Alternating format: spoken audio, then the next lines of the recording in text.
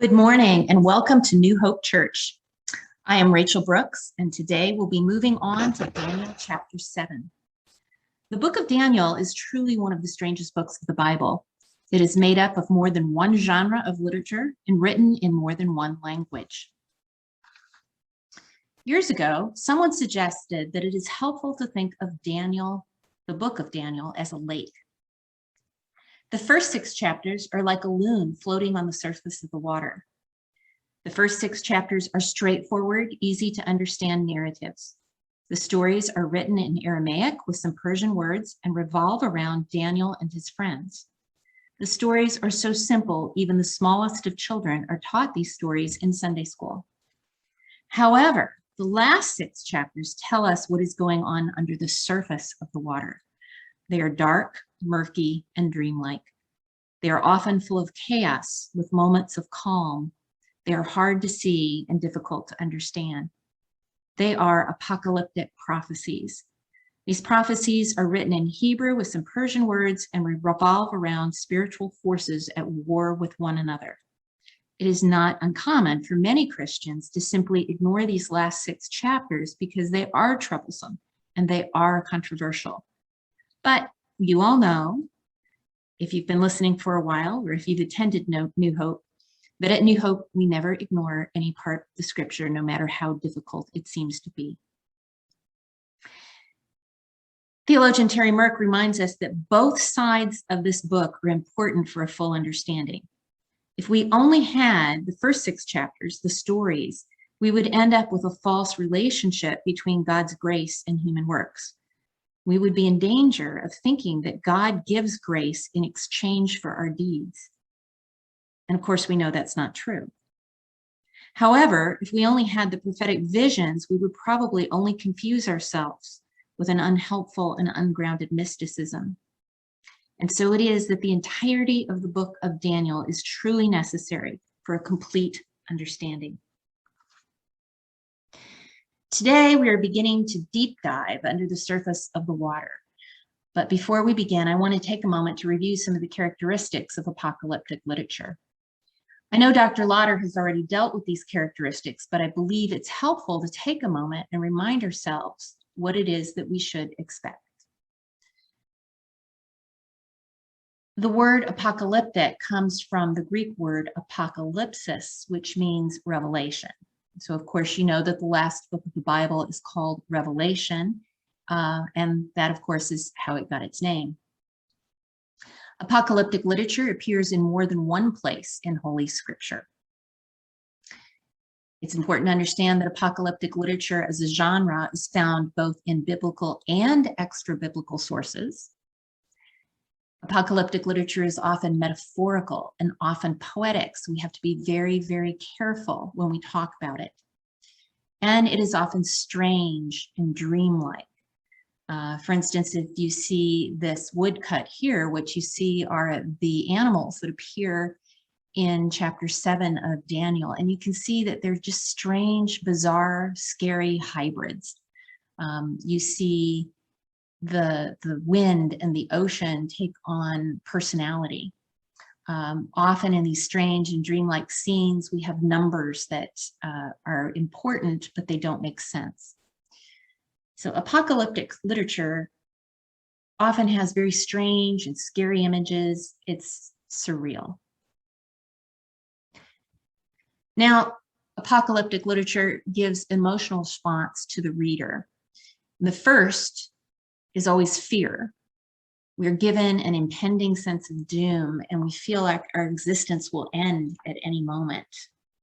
But then always there's the secondary feeling that comes often later in the reading, and it's a feeling of joy and optimism.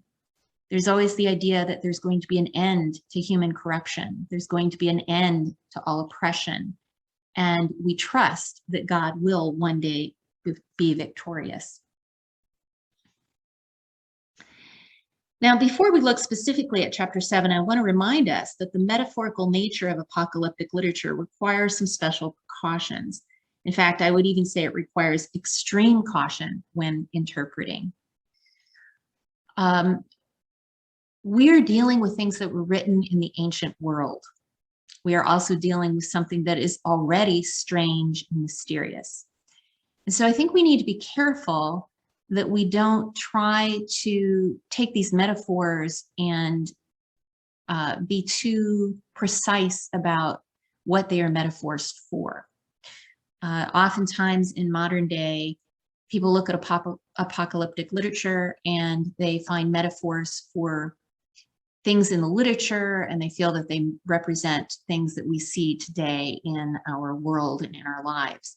And that's not necessarily true. You'll also find, depending on which theologian you talk with, that there's a lot of controversy and diverse opinions. I mean, are these metaphors things that happened in the past? Are they things that will happen in the future? Are they things that are happening now? And then the specifics of those metaphors are often fraught with great controversy.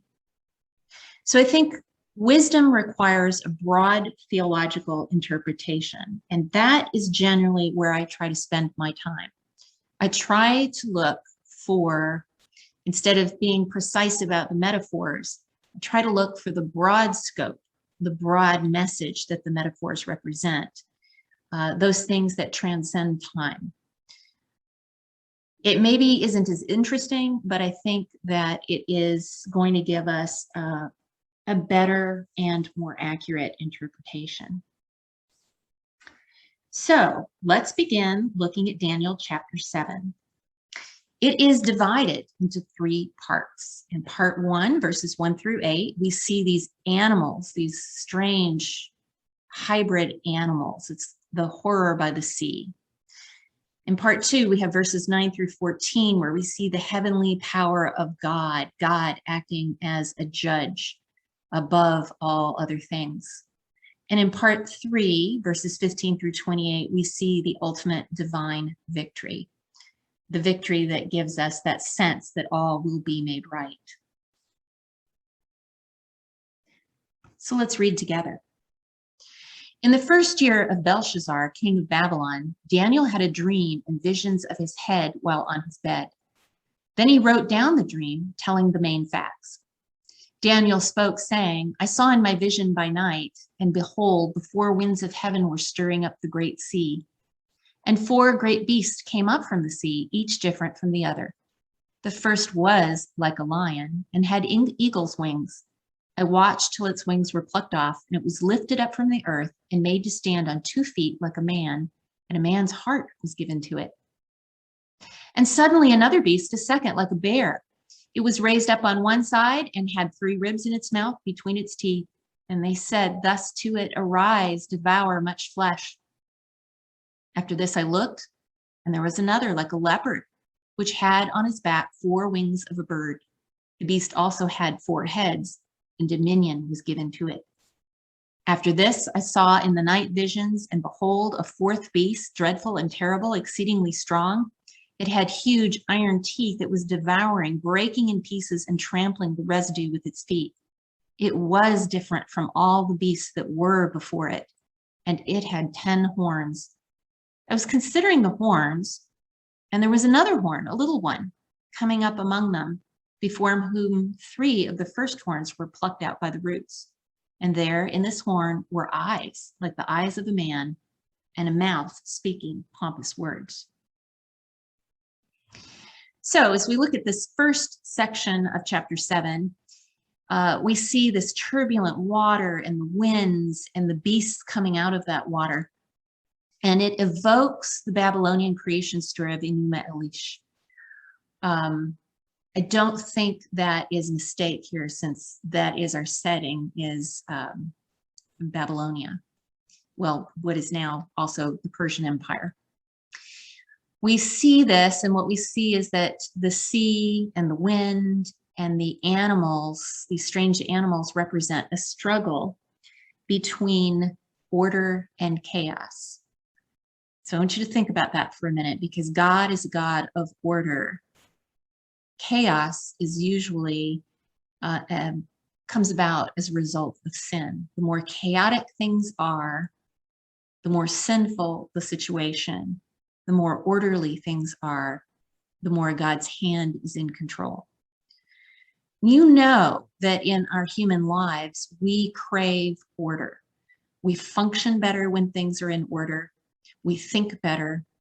Our emotions are better dealt with when our lives have an order to them. Now, that doesn't mean that everything is going well, but if we're in a situation that is very chaotic, we seem to fall apart and we seem to fall into the abyss. And you see this with children. It's one of the reasons why an orderly classroom usually brings about a better environment for learning children. An orderly home usually brings about more emotional stability for children. So we see this turbulent water, this wind, we see these fierce animals, these strange animals, and what they clearly represent is a danger for all of humanity.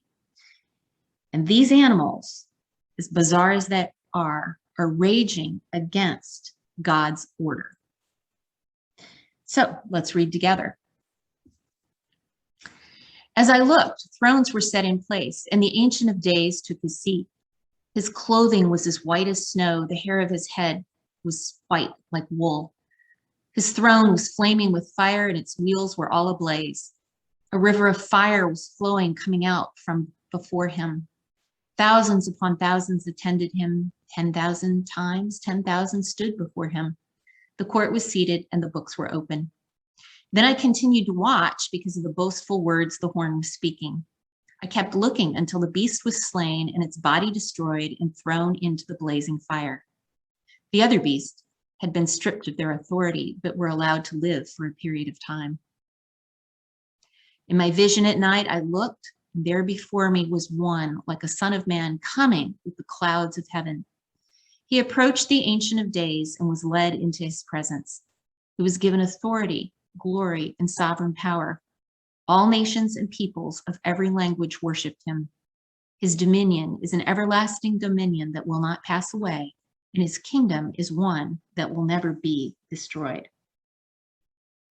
All right, so what we see here are two individuals. We have the Ancient of Days, and of course, we have the Son of Man. Now, the Ancient of Days, it shows up in what seems to be like a courtroom scene. And the Ancient of Days represents God as judge. And so God is the judge of all things. The Son of Man on a cloud represents God as Redeemer. The Son of Man on a cloud is often thought of as Christ. And of course, Christians know that Christ is their Redeemer. The cloud imagery is used throughout Scripture to represent redemption or to represent guidance. You think about the book of Exodus. You think about how many times the clouds are mentioned in prophetic literature. We think about Jesus during the ascension, rising on a cloud. And so that's what we see here is this courtroom scene where the Ancient of Days judges all things. And we see the Son of Man on a cloud, God is Redeemer, coming to redeem all things. So let's read. I, Daniel, was troubled in spirit, and the visions that passed through my mind disturbed me. I approached one of those standing there and asked him the meaning of all this. So he told me and gave the interpretation of these things. The four great beasts are four kings that will rise from the earth. But the holy people of the Most High will receive the kingdom and will possess it forever. Yes, forever and ever. Then I wanted to know the meaning of the fourth beast, which was different from all the others and most terrifying with its iron teeth and bronze claws, the beast that crushed and devoured its victims and trampled underfoot whatever was left. I also wanted to know about the 10 horns on its head and about the other horn that came up, before which 3 of them fell, the horn that looked more imposing than the others, and that had eyes and a mouth that spoke boastfully. As I watched, this horn was waging war against the holy people and defeating them until the Ancient of Days came and pronounced judgment in favor of the holy people of the Most High. And the time came when they possessed the kingdom. He gave me this explanation.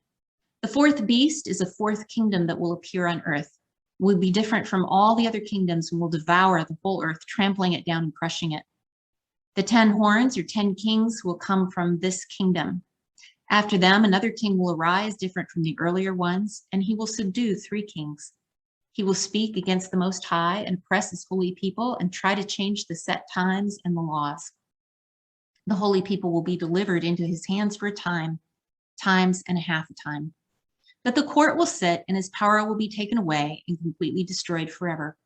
Then the sovereignty, power, and greatness of all the kingdoms under heaven will be handed over to the holy people of the Most High.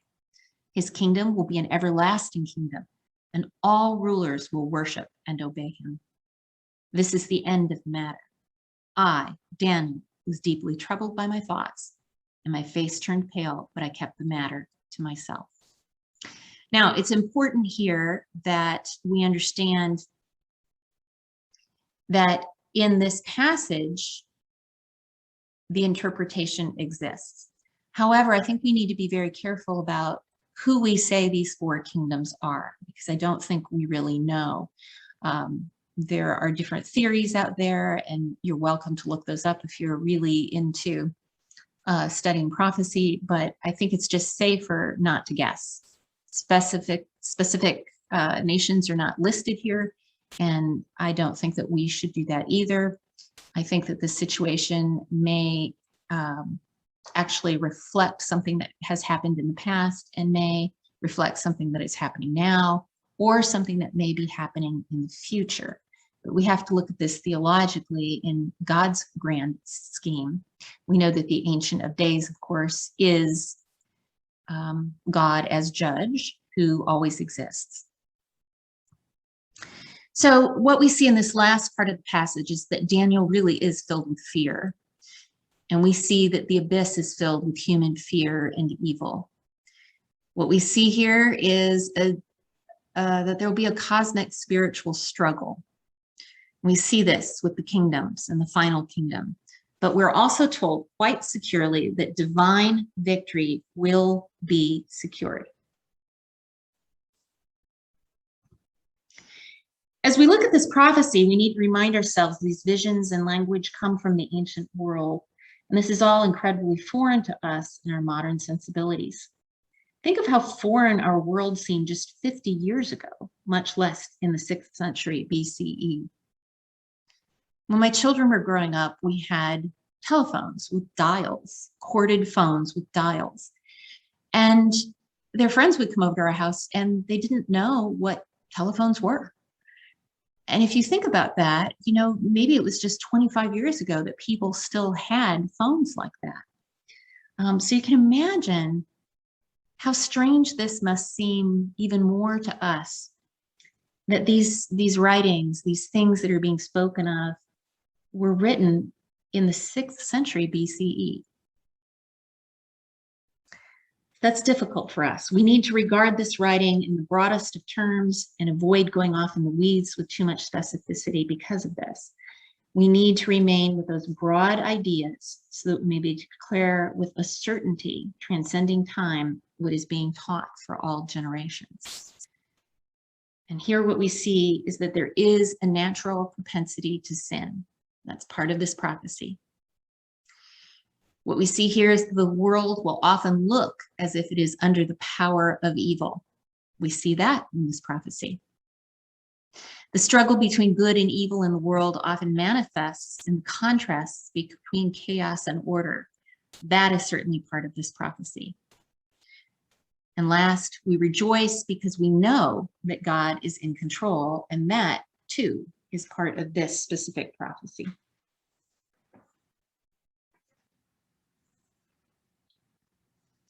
So what does this mean for Christians living in the 21st century? What does this mean for us? What do we take away from this? There are 3 very simple truths that come out of this that we can hang on to and hold. And the first is that even though it looks as if the world is under the power of human evil, we need to remember that looks are often deceptive. What we see is not always what is lurking beneath the surface. Second, we need to remember that God is always in control. It may not seem as though he is because he has not yet acted, or the timetable that he chooses to act in has not moved along as quickly as we might like. But God is always in control and will remain victorious. And last, what we take away from this prophecy, and what we also take away from the first 6 stories in the first half of Daniel, is that God's followers must remain faithful.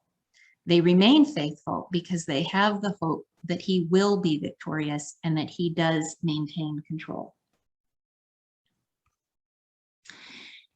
We often say to ourselves and remind ourselves that the Bible, both the Old Testament and the New Testament, are a cohesive unit. The Old Testament provides promises fulfilled in the New.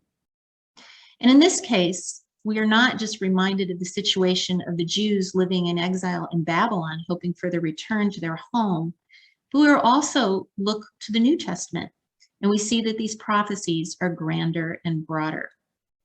We are reminded of the greatest truth of the gospel.